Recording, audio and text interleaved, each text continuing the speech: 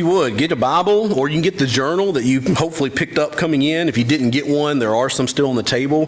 There are also some right here on the front row. If you want to grab a journal, you can get that, and it'll be helpful for you. Not only does it have the scripture in it, and it's the version that I'll be reading from, but it also has a place for you to take notes, and you may want to do that.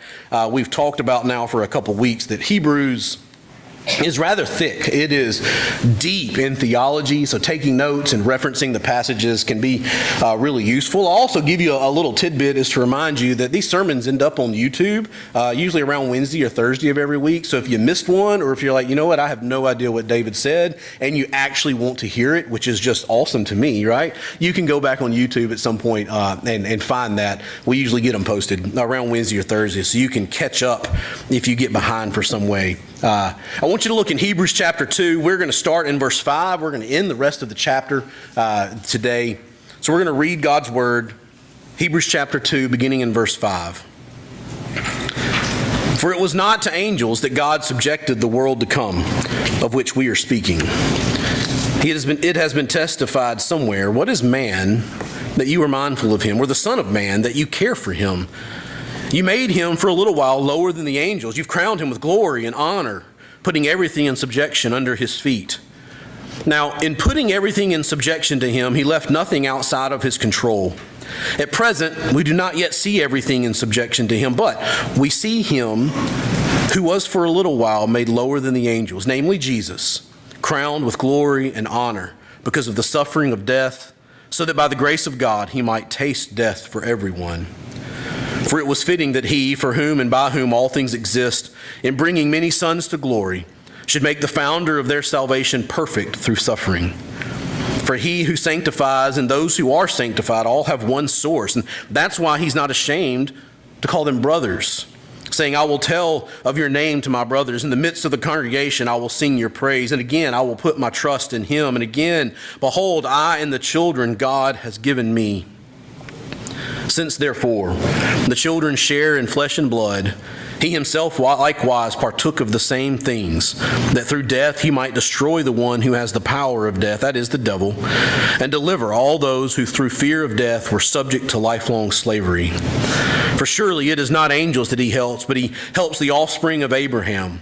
Therefore he had to be made like his brothers in every respect, so that he might become a merciful and faithful high priest in the service of God, to make propitiation for the sins of the people. For because he himself has suffered when tempted, he is able to help those who are being tempted. I have a theory, and my theory is that mansplaining is the most favorite activity of all humanity. Y'all know mansplaining, right? Where a man explains something to you because obviously only men can understand, and everybody likes it. That's my theory. Everybody likes mansplaining because men love to do it, and women love to see it done to someone else. All right, bad theory, but I thought it was a good one. I want you to let me kind of mansplain this passage to you, all right? Because if you're like me, you just read that and you're like, okay, like I've read the Word of God, but I have no idea what it said. That was me every day this week. And finally, around Thursday, I started to get a grasp. Okay, I think I know what the author of Hebrews is trying to say in chapter 2. And then Thursday afternoon, it was either Thursday afternoon or Friday morning, I finally printed out a copy and started marking through like prepositional phrases like we did like in 4th and 5th grade English, so that I could get to the basic subject and verb to try to wrap my mind around what it is that the author of Hebrews is trying to tell us in the second chapter. It's dense. So I want to kind of give you the big picture and walk you through it in a phased kind of way. And that is to think like that our author basically breaks it down. There's 4 phases, there's 4 movements, there's 4 things that he's kind of talking about, and they all flow together, but it's got a flowy feel to it. Phase number 1 begins in verse 5, and it goes through the end of that quote, all right? So it says, it was not to angels that God subjected the world to come, of which we're speaking. It's been testified somewhere. What is man that you are mindful of him, or the Son of Man that you care for him? You made him for a little while lower than the angels. You have crowned him with glory and honor, putting everything in subjection under his feet. Now, in putting everything in subjection to him, he left nothing outside of his control. Phase 1 is that God basically puts man in control over all of creation And the truth is, we're not doing a really good job of that, are we? All right? That's kind of where that boils down to. And the reason we know that, and that's what the author is saying, is because that little insert, the quote right there, comes from Psalm number 8. All right, and one of the things you're going to notice in Hebrews, he quotes all the time. There's like 4 or 5 quotes just right here, not counting the ones we skipped over 2 weeks ago. We just kind of let them hang out there. But this quote comes from the 8th Psalm. And Psalm number 8, if you were to go back and read it, and maybe that's your afternoon study, right? Go home and read it. You'll know it. It'll be familiar to you.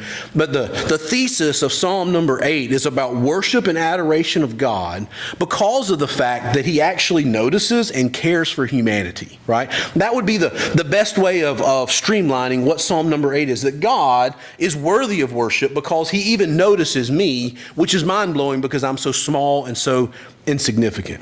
If you were to look in Psalm 8, verses 3 and 4 read like this. When I consider the heavens and the work of your fingers, the moon and the stars which you have set in place. Y'all wrap their mind around that? When I think about God and all the things that he has created and all the things that he's responsible for, then you get to our quote here. What is man that you are mindful of him? Or the son of man that you care for him? That's what the psalmist is saying, is that God has all of these things that matter and all these things that seem so much bigger and more important than you and me and us. Like why does he even care? And yet he does. It's like meeting someone, who's powerful or famous or whatever, and they talk to you and they actually acknowledge you as a human, right? Oh, you have problems, you have thoughts, you need solutions, whatever. Like, I'm just going to acknowledge you and care enough to learn your name. That's kind of what this is. It's like that wow moment that God shouldn't care about me because I'm just so small and insignificant. And yet he does. And what's fantastic is then it says that not only is he mindful of us, he notices us, is that he makes us a little bit lower than the angels, which is supposed to be a compliment, right? Like the angels are awesome and we're just a smidge underneath them. So that's an improvement on our current lot. Like, I think that's supposed to be good for us. But then it says that he's crowned us with glory and putting everything in subject under our feet. And that's what's talked about in Psalm number 8. Essentially is that God looks at humanity and he shouldn't notice us, but he does. And not only notices us, but he subjects everything to underneath us. That we are given the right, the authority, the responsibility over creation. Like, we're supposed to be in charge to care for it, to provide for it, to use it as we need. And what it turns out is that this idea that's stealing from Psalm number 8 is actually a pretty good description of Eden, right? It's a good description or elaboration on Genesis 1 and 2 of the way God designed it to be for Adam and Eve to be there and to have dominion and rule and to exert righteousness over creation. It shows us what it was supposed to be like that was then disrupted by Genesis 3 and that stupid apple, right? That's what Psalm 8 is. And that's what our author quotes. He quotes that about us and how we are supposed to have dominion over all creation, putting everything in subjection under our feet. But I want you to look at verse 8. It says that he puts everything in subjection under his feet, and then he moves into the paragraph. Now, in putting everything in subjection to him, he left nothing outside of his control. Does something seem off about that to you? Like, putting everything in subjection to man, he left nothing outside of man's control. That would be a way of inserting a different word for the word him there, right? That everything is subject to us. That nothing is outside of our control. Something doesn't sound right about that. It doesn't sound like us at all. Like, to me, that's incredibly lofty language, even in a description of Adam and Eve in their perfect state during Genesis 2, right? That everything is subject to him. And I know that's not a great description of my life because literally nothing is subject under me, right? Something doesn't make sense. And that's because the author here does a word play. He actually does a little switcheroo, which is pretty fun.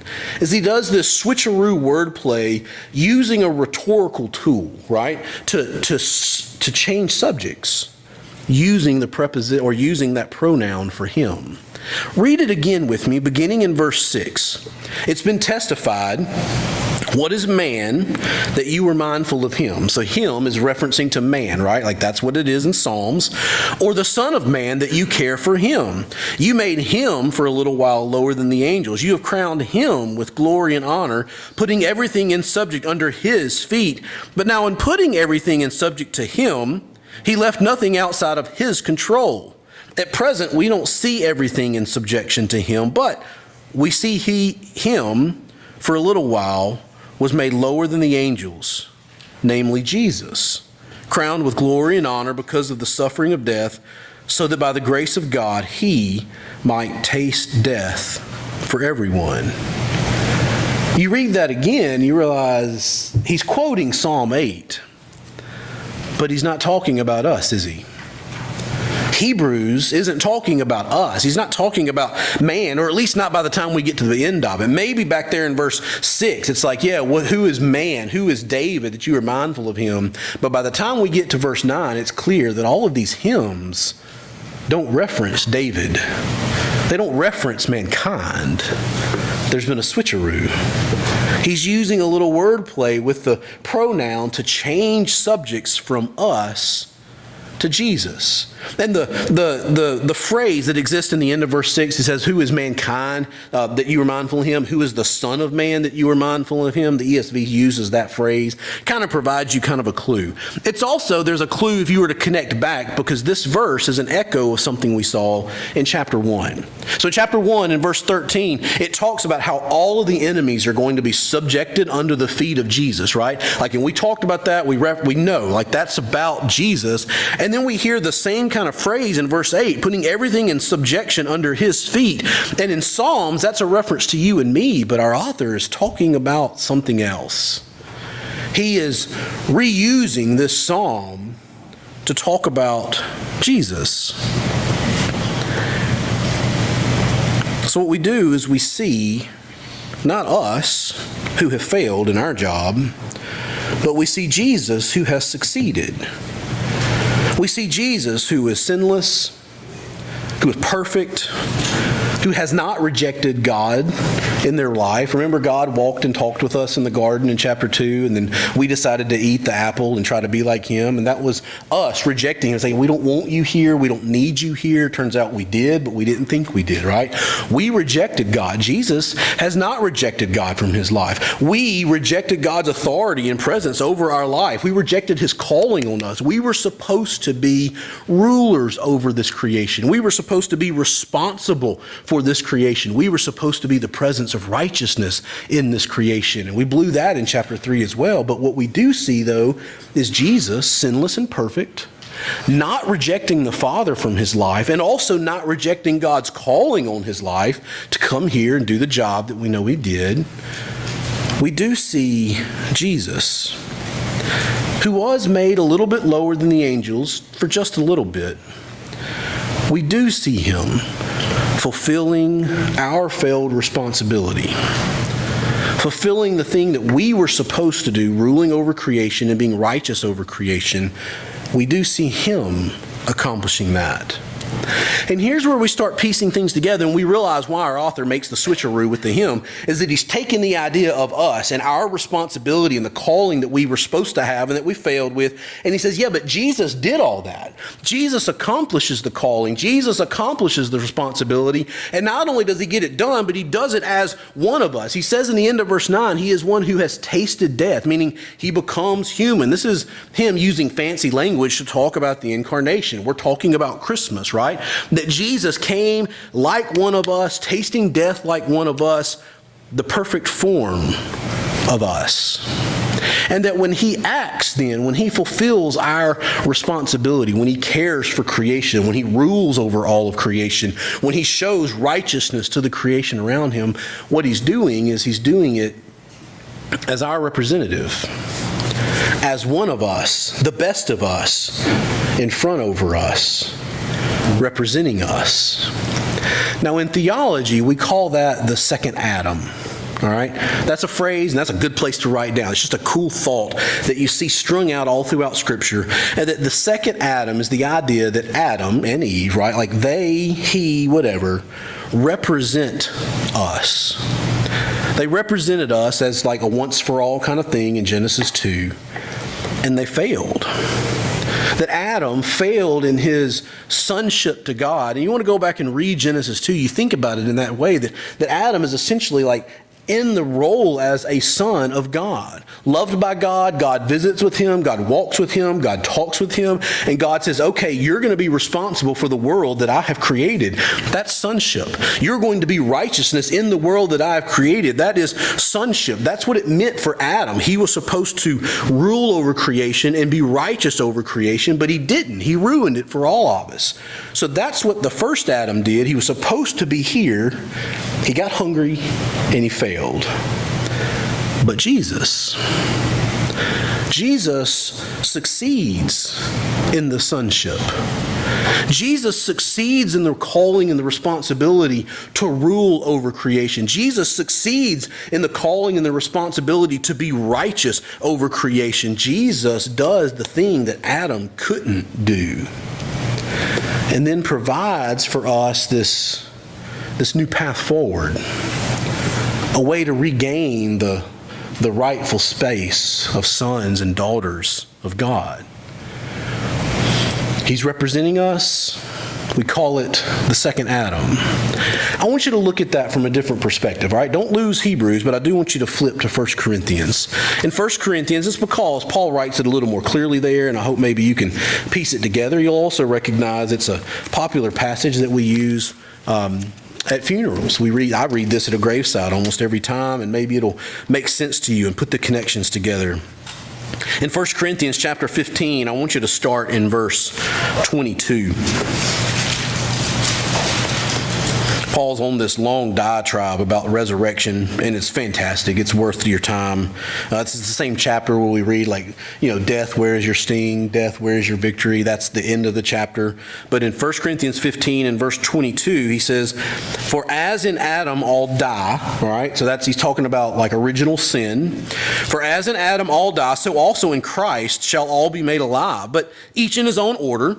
Christ the first fruit, then at his coming those who belong to Christ, and then comes the end, when he delivers the kingdom to God the Father after destroying every rule and every authority and power, for he must reign until, listen, he has put all of his enemies under his feet. Fast forward to verse 45. Thus it is written, the first man, Adam, became a living being. The last Adam became a life-giving spirit. Contrast between Adam and Jesus. Verse 46. But it is not the spiritual that is first, but the natural, and then the spiritual. The first man was from the earth, a man of dust. The second man is from heaven. As was the man of dust, so also are those who are of the dust. And as is the man of heaven, so also are those who are of heaven. Just as we have borne the image of the man of dust, we shall also bear the image of the man of heaven. Paul does this fun contrast there, contrasting Adam, the one who failed and was from the earth, and puts us all back into the dust. That's from dust you came, and to dust you shall return. But then Christ comes and is like us, and he absorbs all the dust, and he even tastes death like we're going to, but then he gives us a new path forward because he's from heaven, and then we get to be with him, and then we get to be from heaven as well. Jesus fulfills this sonship that Psalm 8 alludes to, right? And that's really what our author has done, is he's read Psalm 8 that was talking about us and how life was supposed to be so beautiful and wonderful and glorious for us because we were giving these rights and responsibilities, but we blew it, and we know we blew it. And when you read Psalm 8, you know that we messed it up, but he's taking the hint that is just behind that passage of a Messiah. The hint of, maybe God still has a bigger plan because we messed it up, but surely God has a bigger plan in Psalm 8. And by the time we get to Hebrews 2, we're like, oh yeah, we know exactly what that plan was. It was Jesus all along. So we don't see us, but we do see him. We do see Jesus and what he labels as crowned with glory and honor, because he became like us. He tastes death like we will. He took on the hardships of being like us, walking in the dust that he created. And then he succeeds in saving us. Random thought. Do y'all ever wonder if Jesus, like he's walking through the dust? And I love this is the kind of stuff that I think about when I'm floating in the pool, right? Is that I'm just like, Jesus walked along this road. He literally created the dirt the road was made of. I wonder if he remembers making it. I wonder if he remembers planting that tree. I wonder if he knows the worm that he just stepped on by name. You know what I'm saying? Total random thought. But Jesus came to earth to be like us, but perfect, because he's actually from somewhere else. That's what Hebrews is trying to lay out for us, is that we were supposed to be in charge. We were supposed to be ruling over creation and righteous in creation, but we failed. And Jesus, who comes to heaven and becomes human just like you and me, succeeds.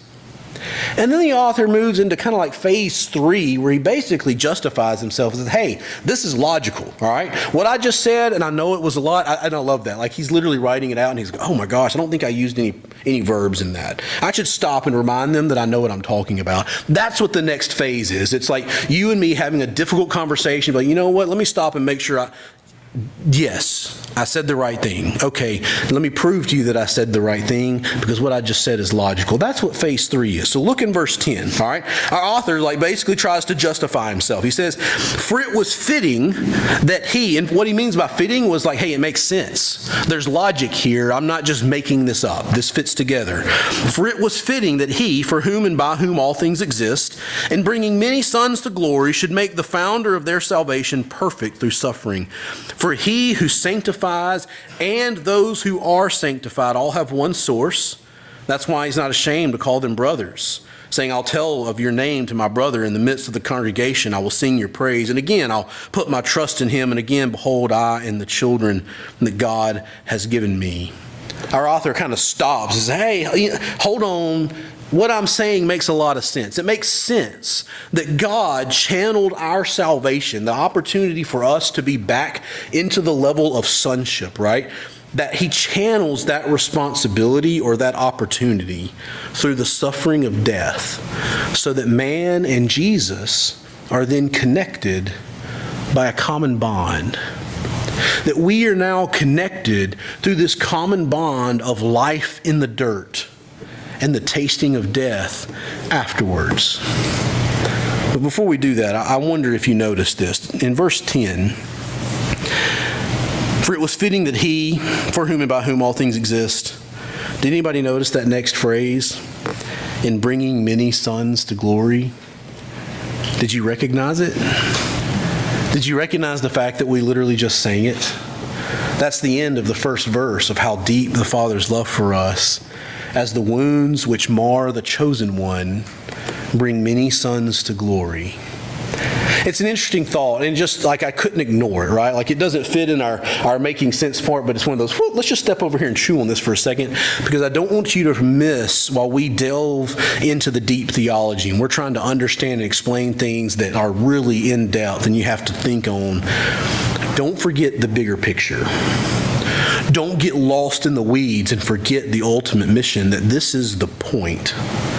That Jesus comes, and as the wounds which mar him, that becomes then the process through which he brings many sons and daughters to glory.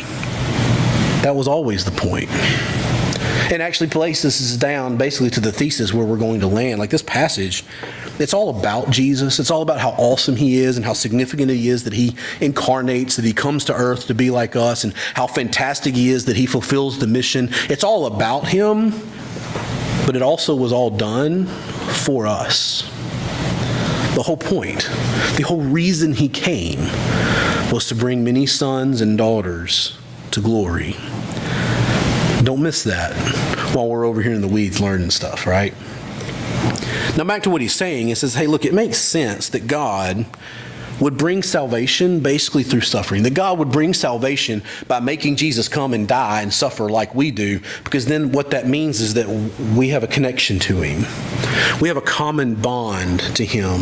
He uses it in verse 11. He uses the phrase that we have one source, right? He says, for he who sanctifies, that's Jesus, and those who are sanctified, that's you and me, we all have one source. The New International Version says, are of the same family. If you read it in the basic basic Greek, it literally just says all or one. And the reason you're all over the place is because it is all over the place. It's hard to think about how are we and Jesus of the same? How are we connected to him? And we could dwell into that and spend a lot of time, but I don't want to be here all day. So let me come back and mansplain it and just simplify it. Is that we are connected to Christ. And here's basically how it is. We are both from God. You and I created by God, Jesus being God himself. We are both human. Jesus being fully human and made in all of our likeness. We both taste death. He already has. And it's a guarantee that you will. And we both only get back to God, which was our right place, right? That is the place where we were designed to be. We both only get back to God through Jesus' righteousness. He was righteous and gets crowned with glory as he deserves. And through his righteousness, we then get to go back and be crowned in glory like we were supposed to be from the beginning. And then that common bond, and this is where we're actually starting to set up the next 4 chapters of Hebrews. So you'll kind of see this coming in a moment. But that common bond allows Jesus then to not be ashamed to call us brothers. Did y'all notice that he says that? He's not ashamed to call us brothers. Now, that's super cool, right? That is super cool because go back to what we read in Psalm 8, right? We started the passage was, who is God that he is mindful of us? And we were already blown away, right? Wow, God actually notices. God actually cares about me. God thinks about what I'm having for lunch and the struggle that I had with my whatever this morning. God is aware and cares. That's awesome. And then you funnel that down to Jesus, who's like, hey, bro, we're related, all right? That's a whole nother level of super cool awesomeness. So I want you to see that. We have gone from we shouldn't have even been noticed, but God is gracious and notices us, that I get to look at Jesus square in the eye and he calls me brother. That's amazing. That is unheard of recognition for David, the tiny, insignificant one. But then look at the quote that comes from verse 12. He's not ashamed to call us brothers, saying in verse 12, I will tell of your name to my brothers. In the midst of the congregation, I will sing your praise. Now, obviously, that's a quote from the Psalm, right? A quote from Psalm chapter 22. That's not necessarily talking about us. Our author's doing one of his fancy switcheroos again. It's talking about, I will tell of your name to my brother. I'll talk about God to my brothers. In the midst of the congregation, I will sing God's praises, right? That's what Psalm 22 is saying. But look at how our author here steals that verse and kind of changes it a little bit so that you hear it from the voice of Jesus. Jesus says, I will tell of your name, David, to my brothers. In the midst of the congregation, I will sing about you. Or you could even read it in a different way. I will tell of God's name to David, my brother. And in the midst of the congregation, I will sing about God while they are hanging out with my brother. The point is, read that verse, which is a quote from Psalm 22, in the voice of Jesus. And we are his brother. It actually gets cooler if you were to go back and read Psalm 22. The very first verse of Psalm 22 is, my God, why hast thou forsaken me? And you know that one, don't you? The whole psalm is the voice of Jesus. And the church has understood it, especially since that moment at the end of his life, has understood that psalm as the voice of Jesus. And our author then says, and Jesus says, I'm going to talk about my Father. I'm going to talk about God to my brothers, to David, to Sue, to whoever. That's a cool common bond.